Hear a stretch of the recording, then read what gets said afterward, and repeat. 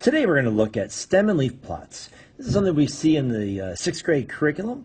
We're going to go ahead and look at how to make a stem and leaf plot, and we're also going to look at how do I interpret a stem and leaf plot. So let's go ahead and begin with this first problem. It says make a stem and leaf plot of the data. So we're looking at points scored over here. So when we make our stem and leaf plot, we're going to go ahead and begin by making our T table. And so it looks something like this. It looks just like a T. And basically our stem will go on the left-hand side and our leaves will go on the right-hand side. Okay? So let's go ahead and first thing we want to do is we want to decide what number is the greatest number and the smallest number in all of the data that is presented to us. So as we go through here, I see a 16 and I see a 49. It appears that the 16 is the smallest number and the 49 is the greatest number. Now, why is that important? Well, when making our stem and leaf plot, we want to make sure that we include all the numbers starting with the smallest number, going all the way to the biggest number, and we include everything in between. So the stem, in this case, we can go ahead and make our key first, just so we can understand what our stem and our leaves mean. So our key we'll put over here. We'll say that our key would be, I don't know, we'll say 1, 6, and this represents 16 points, okay?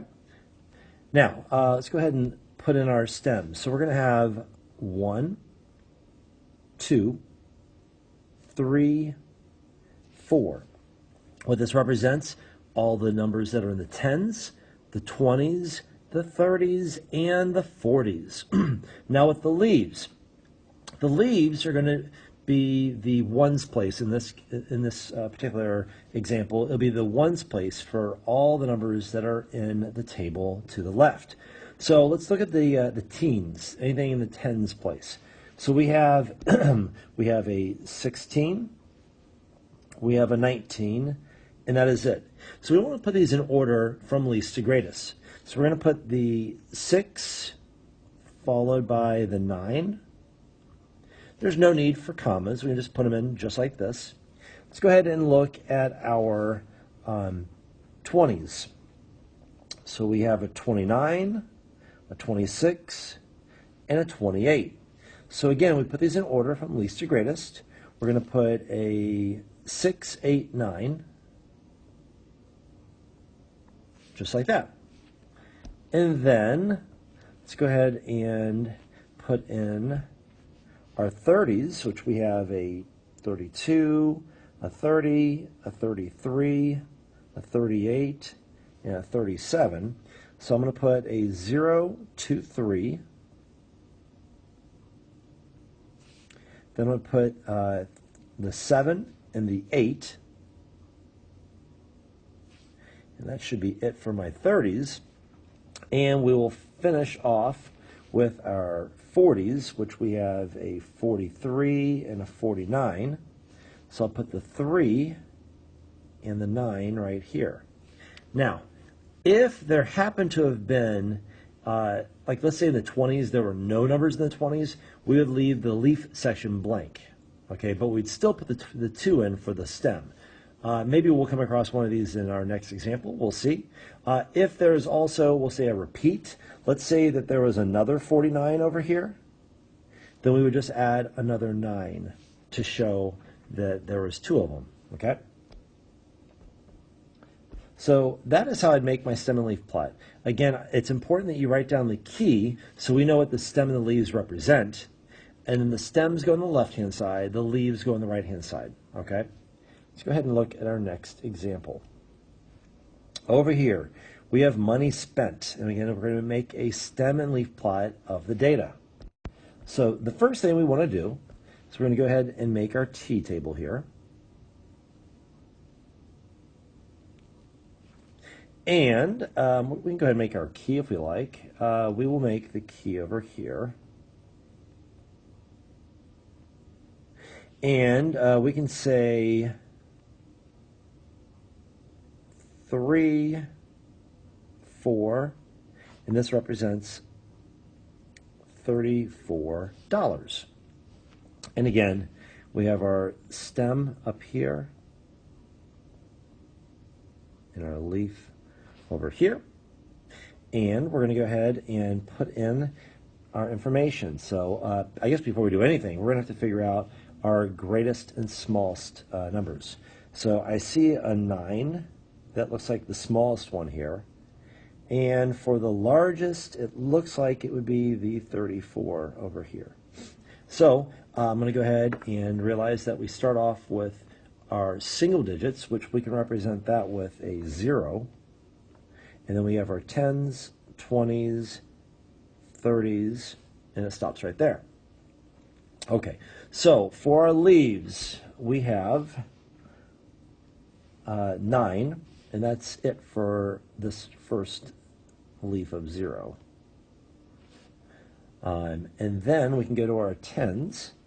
So we have a 10 here, a 12 over here, and a 15 over here.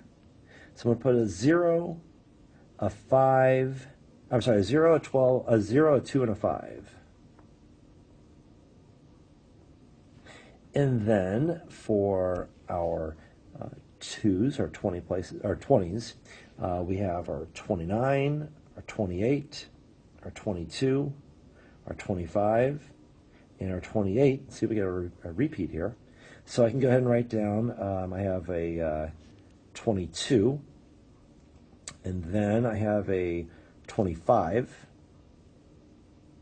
and then I have a 28, and followed by another 28, so I'll put 8, followed by another 8, and then I'll put my 9 for 29. And then finally, for my 30s, I have 31, I have 33, and I have 34. So I can go ahead and write down 134. And again, what I was saying before, let's go ahead and say that I had another column of numbers here. Let's go to here. And we'll say these numbers were, I don't know, we'll say 34, 52, and 55. So what I would do here is I would then say that my biggest number is really 55, meaning that I'd have to have a 4 and a 5 here. And so I'm going to go ahead and add. I have another 30 some number, so it's actually another 34. And then I have nothing in the 40s, so I don't put a 0 there because that would imply it's a 40. I leave it blank. Now I add my 50s. So I have a 52 and a 55. And that's what I would do if I had a break in my stem or my stem area. If I had a break where it went 20s, 30s, no 40s, and 50s. Okay, so hopefully that makes some sense to you. Let's go to our last problem here. This is using the stem and leaf plot to find the median, the range, and the mode. All right, so in this problem, we are given a completed stem and leaf plot. Now what we want to do is we want to figure out our median, range, and mode. Now we'll start off with the easy ones first. We can look at our range first. Actually, let me do this. We start off with our range first, which would be the smallest number taken away from the largest number. So our smallest number, we notice that 1, 0 equals 10. So our smallest number is a 1. And the largest number is a 45. So 45 minus 1.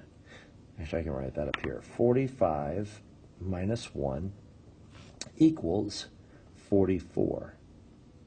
So 44 is the range. Now for the mode, we're going to look to see, are there any numbers that are repeating? Any numbers that are repeating. So I see 1, 3, 4, 6, nope. 0, 4, nope. 5, 7, no. 1, 1, yes. So I see for my mode, I see a 31 and a 31, and that is the only one that repeats.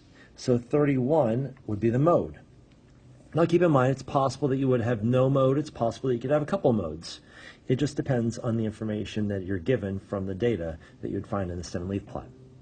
Finally, we have the median. I'm going to give you two ways of looking at this. One way is to list all the numbers out.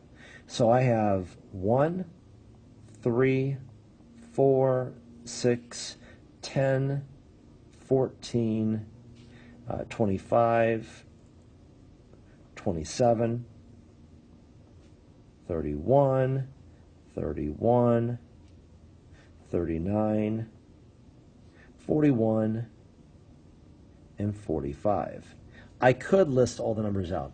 It's not necessary, but it is one way of doing it.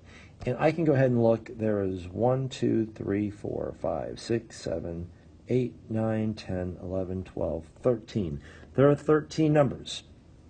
So 13 divided by 2 is 6. So I'm going to go 1, 2, 3, 4, 5, 6. 1, 2, 3, 4, 5, 6. So the median would be 25. And again, I can find that out by writing the numbers in order from least to greatest, and then figure out median like you've always done before. There is another way of doing this though. What I can do is this. Again, I can count up and know there are 13 numbers.